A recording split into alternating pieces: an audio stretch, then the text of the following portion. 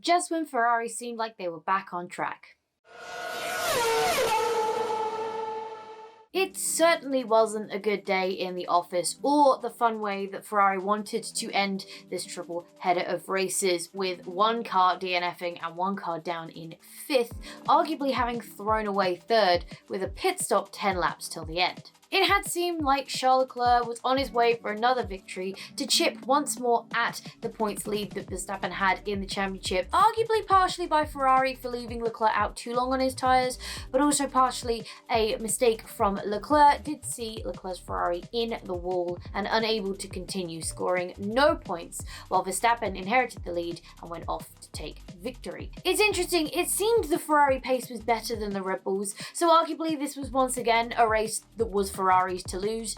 And as we get closer to the summer break and we're now over the halfway point of the season, Verstappen's lead is exponential now. It really is growing. With the resilience of that Red Bull, it just doesn't look like something like a lot of DNFs, which is what Leclerc would need now to take the championship, or nay, to even be in the championship fight anymore. With a 63-point lead Verstappen now has, it kind of already starts to feel like this one might be done. The biggest thing here is going to be at the end of the season, people will look back and try and work out why, what happened, when Ferrari lost it, how they lost it, and it is arguably a combination of Ferrari's own failings and also maybe some pressure getting to their driver. Leclerc's been absolutely solid in the car. He's put on some brilliant performances. Think back to Silverstone with dying tyres and an incredible 5-lap defense where he only ended up losing 2 or 3 places rather than the many he probably should have done on such old tyres in competition with the cars around him on much fresher tyres.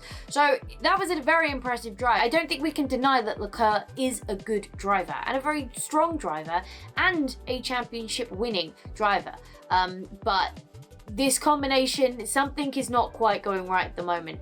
And Ferrari's weird strategy calls ring true again, this time against Sainz's favour. So it started with the unsafe release on the pit stop because something went wrong in the pit stop. Because Sainz started right at the back of the grid today because of some engine penalties he took. He had an absolutely mega drive through the field to get himself up to a very competitive position. What was odd was the choice 10 laps before the end of the race to bring him back in when he was in 3rd, seemingly comfortably so, and throwing away not only the 3rd place position but the podium finish and taking less points away from Red Bull. Was an interesting choice. Don't get it myself. Obviously they didn't think Sainz could get to the end on the tyres he was on, but I guess we'll never know. Just a very messy race from Ferrari, not one they're really going to want to relive too much, and it will definitely be let's put this one to bed and come back in hungry for the last race before the summer break, a lot more refreshed and not doing the same stuff they did here. However, where one team fails, another team strives, and it was the first double podium for Mercedes this season. It's also the 3rd podium for Lewis Hamilton on the bounce with his 2nd place finish. A great drive from Russell, arguably maybe got his return favour from his penalty at the Red Bull ring last time out, where he was given a 5-second penalty for contact with Perez. They had another fight in this race, which is how Russell ended ahead of Perez at the end of the race and took that last step on the podium. Perez was 4th ahead of Sainz, who then ended up 5th. An impressive drive in 10 laps to go from 9th to 5th. But it will be a race of what could have been for Sainz. Another good day in the office for Alpine, with Fernando Alonso 6th and Esteban Ocon 8th. It's a really good points haul again, really securing Alpine's place in the constructors at the moment. They are best of the midfield. They are pushing for, I think they're 4th now. Speaking of McLaren, they again had a double points finish, 7th and 9th. Lando Norris 7th, Daniel Ricciardo 9th, with the top 10 rounded off by Lance Stroll in the Aston Martin, with a very close fight with his teammate Sebastian Vettel coming home 11th on the line. It looked like they may have had some contact, but it was literally the last corner, so both of them managed to make it across the line and seemingly if there was contact, not too much damage caused, but again, didn't really matter because it was the end of the race anyway. Everybody else had a nice clean race, not too many incidents, not too much going on. It was pretty clean racing, unless something's happened that my brain has just decided to completely forget, and if so, I'm sorry. Please remind me of that in the comment box down below. Next up is, as I said earlier, the Hungarian Grand Prix, which is the last race before the summer break. And obviously, as we come up to summer break, the chitter chatter about the driver market and where people are going is ramping up. We've had a lot of comments about Ricciardo in McLaren. Now, he does have a contract to the end of 2023, which, as far as he has announced, is something he doesn't want to break out of. And as far as the team is, I think, saying they don't want to break out of. So that seems like there's no movement there, but it's just something to note because people are talking about it. Who would go there if he didn't? I don't know.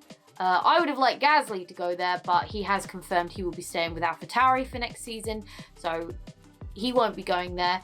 I do think it's a mistake for Gasly to keep staying at AlphaTauri. Where else he would have gone, I don't know, but it seems he's stuck in the Red Bull system, and like I've discussed before, Red Bull aren't good at Red Bull don't re-promote drivers that they've demoted back down to the junior team, out of the senior team.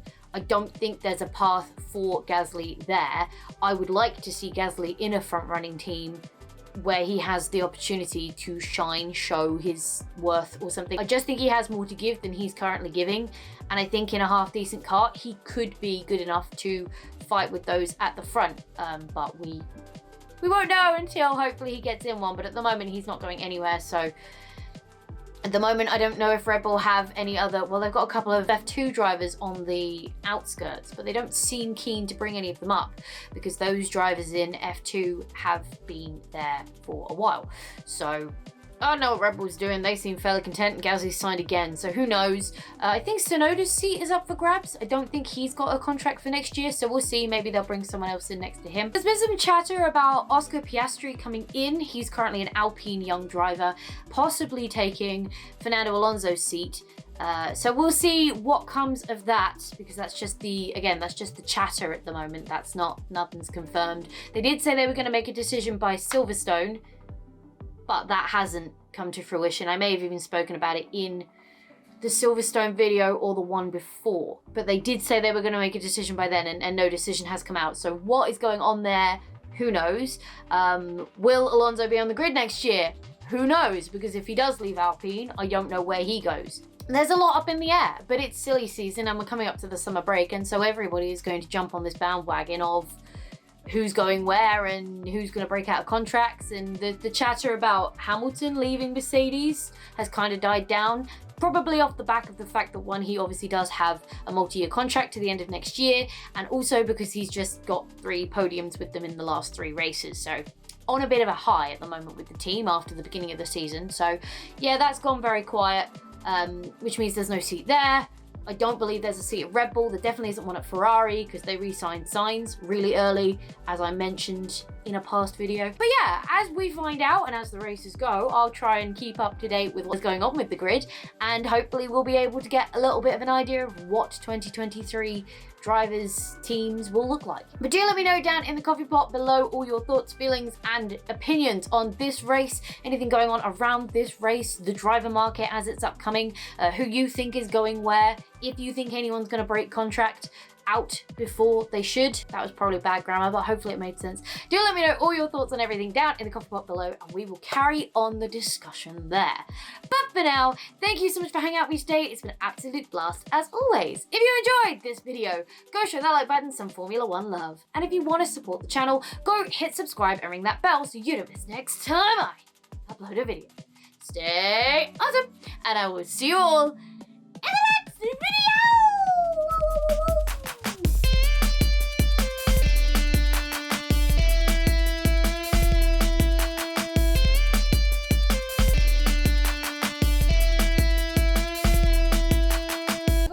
Close there. I'm sorry. That was a little bit close for comfort. I feel like I invaded your personal space there. Sorry.